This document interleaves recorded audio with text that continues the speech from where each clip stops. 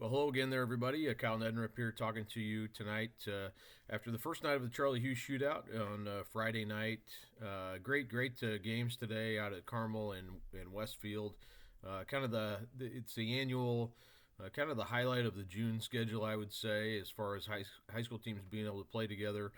And years ago, it used to be, you'd play a tournament on Sunday, and Charlie, back when he was doing it, it wasn't a college coaches could be there type of weekend. Now it is, so you can only play 4 games basically through the weekend. But still, in the spirit of the game, and Charlie loved this event, and obviously wasn't named after him until after he passed away a few years ago. But still a great event. It's gotten even bigger, I think, and better probably in the last few years, and with the college coaches being able to be there certainly adds another element to it. But just wanted to touch base on kind of what I saw today. And again, you're only able to watch, or you try to bounce around. I was able to see kind of halves of some games and quarters here and there. Tried to stay at least in one place for halves of games rather than try to bounce around too much anyway, at least on these first watch of a team or whatever. But yeah, so I was able to see, games started about noon. Probably the highlight of the day was the Jeffersonville Greenfield-Central game, and I know Jeffersonville also played Fisers, so they might have been the highlight of the day. They went 2-0, and again, it's a team. Coming off last year in Class 4A, they were really close to making the state finals in that semi-state. They were able to beat Lawrence North, and then had Ben Davis down by 5 there with about 65 seconds left in that game in Newcastle. Excuse me, and weren't able to quite put it away. But the bulk of that team is back for Sharon Wilkerson, including Trey Singleton, Michael Cooper, and PJ Douglas, all guys who are going to be seniors. And Singleton, I thought, played really well. And again, I didn't see the Fishers game. I was at watching another game, but did watch the Greenfield Central game. Second half of that game, he really got going. Big load inside, just really strong, physical. Strong and able to get to the basket, rebound. Just makes it very tough offensively, and defensively. But Greenfield doesn't really necessarily have somebody like that on their team to shut him down. But I thought Michael Cooper, though, was phenomenal. Had 34 points in that game against Greenfield to lead them. And Cooper's a guy who really can shoot it. I think he had 6 or 7 threes in that game. Greenfield plays kind of a 3-2 zone predominantly. They don't really come out of that so much, and he was able to make them pay from the 3-point line. So I thought he really stood out. I mean, I wouldn't be surprised if he got some offers. There's so many people they're watching, coaches they're watching for Braylon Mullins, obviously, and also Singleton and Douglas and Cooper. But maybe on a first watch for some of these coaches to see Cooper and really thought played excellent in that game. I don't know what he had in the other game. They did, so Jeffersonville did beat Fisher 71-66. So they end up winning 2 games, 71-60 over Greenfield Central and 71-66 over Fisher. So 2 really good wins for Jeffersonville. Tomorrow they play Carmel on the main floor at Carmel at 2 o'clock, and then a big one with Lawrence North at 4:30. So those should be two more really good tests for Jeffersonville, a team that I think has we thought had real state title aspirations going into the season. Into the upcoming season. And again, I will preface this by saying, the Charlie Hughes, as great as it is, I mean, I think some people will take too much out of it and probably base opinions a lot on what happens this weekend, which is fine. But I wouldn't, teams aren't, coaches aren't scouting this or, really preparing like they would during the high school season, which, again, that's fine. I mean, it is a great event, and, but it's more of just a shootout style where you're going and playing these teams without really knowing too much about their personnel. And not like you're watching video and scouting these teams ahead of time, other than what you may know about them already. So, but it is a good baseline. It's cool for us to see, some of these people we may not have seen for a while or ever up to this point. So, I'd say Jeffersonville definitely a highlight of day one. I was able to watch Lawrence North and Greenfield Central as well, and actually watched probably the second half of that game, I would say. And Greenfield Central really had them down most of the way. Lawrence North made a run into the fourth quarter, and kind of was able and scored there late. Kai McGrew was on the spot to get a putback to win by one. So Lawrence North able to win over Greenfield Central. And again, Braylon Mullins, that's another story from day one. I mean, he had 23 against Jeffersonville. Not exactly sure what he had in the second game against Lawrence North, but a lot of coaches there watching. From all over the place. Matt Painter was there.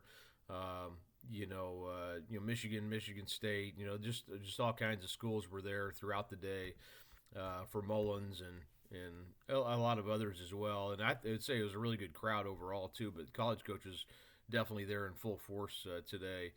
But yeah, Mullins, I thought played really well. Obviously, he can do a lot, does a lot for that team. Greenfield Central ended up going 0-2 for the day. I thought they played pretty well though against both those teams, against Jeffersonville and Lawrence North. Lawrence North kind of struggled, I would say, against the zone of Greenfield Central. Just not a great shooting game by any means for Lawrence North, but they're able to find a way and get it done. I know they just played them also last week at the Notre Dame team camp. So, so they've just played recently as well. So again, some familiarity on those sides. But like I said, another good win. Lawrence North comes out of that with the victory. They had lost actually to Crown Point earlier in the day, so good win for Crown Point. I wasn't able to see that game. Talked to somebody who was there though. Crown Point won 57-54. And I believe that game was in overtime. So a good win for Crown Point to knock off Lawrence North. It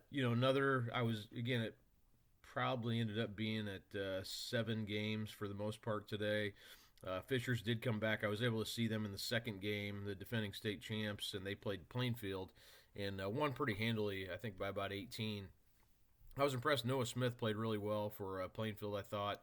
But they were without Harper Baker Lands, who's out ill, unfortunately. So they were without their point guard, or combo guard. But Plainfield, really good team. Again, they're, you're not game planning like you would during the season.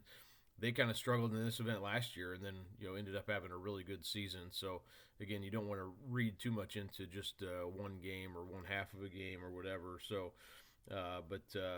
Fisher's Millen McCartney, by the way, had 6 threes, 22 points, I believe, in that win. Played really well. I think he's a guy who could end up, getting some offers, maybe even off that performance alone, because he really looked good, looked the part for Fisher's.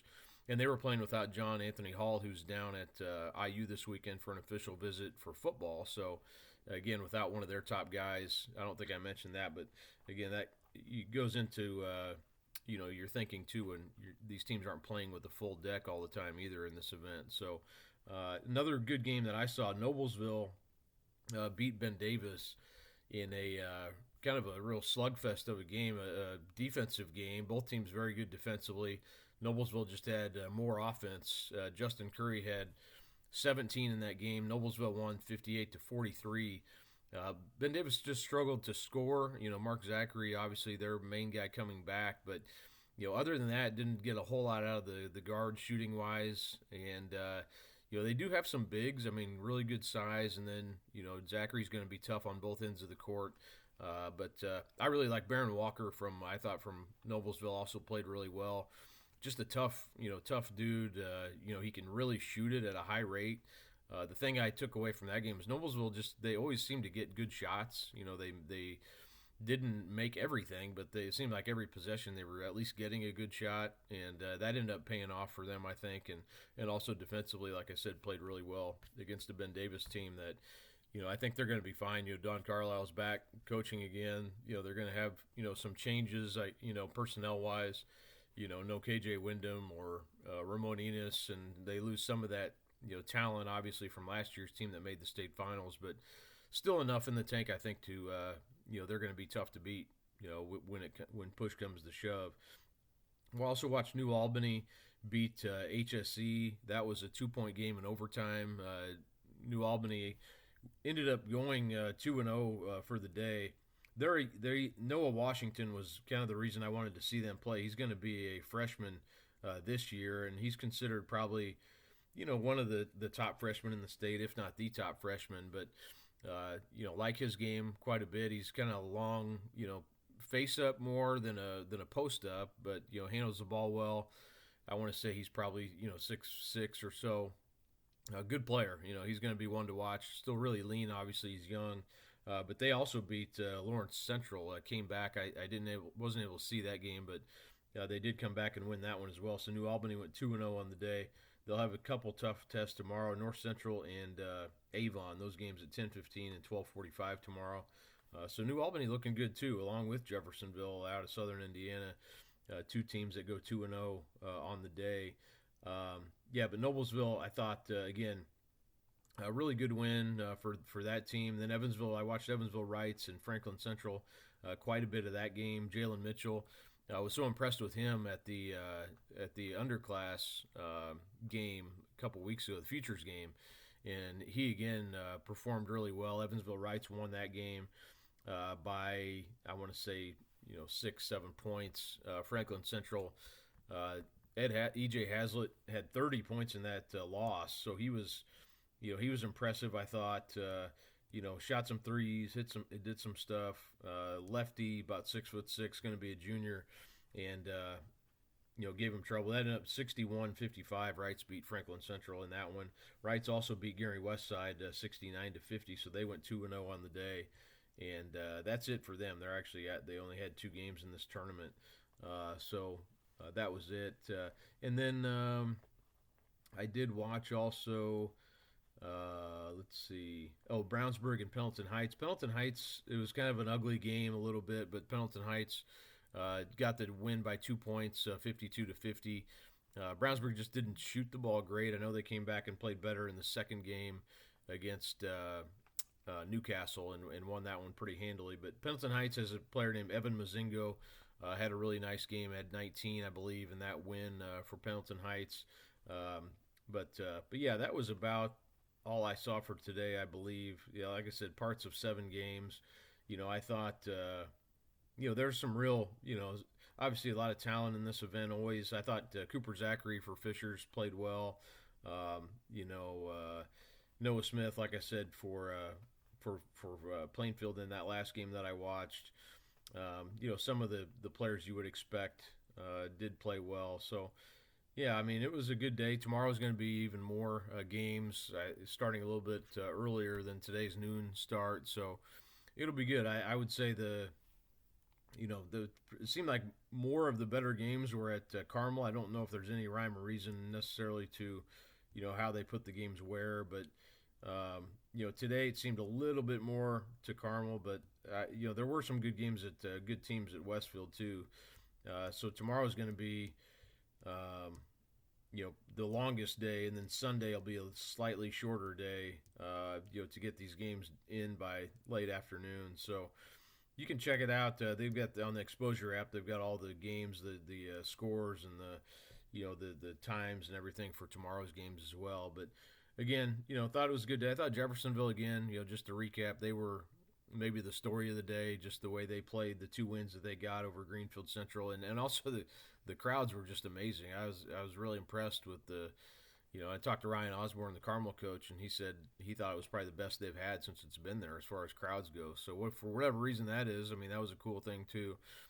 Walked in the Greenfield-Central and Jeffersonville game in the field house there, and it was just, I got there, was coming from another venue, and just amazing how many people were packed into their coaches too, all along one end of the court. So that was very cool. But yeah, I would expect that to be the case tomorrow as well. So looking forward to getting back out there, watching some more basketball, and again, day 1 of the Charlie Hughes, good day of basketball.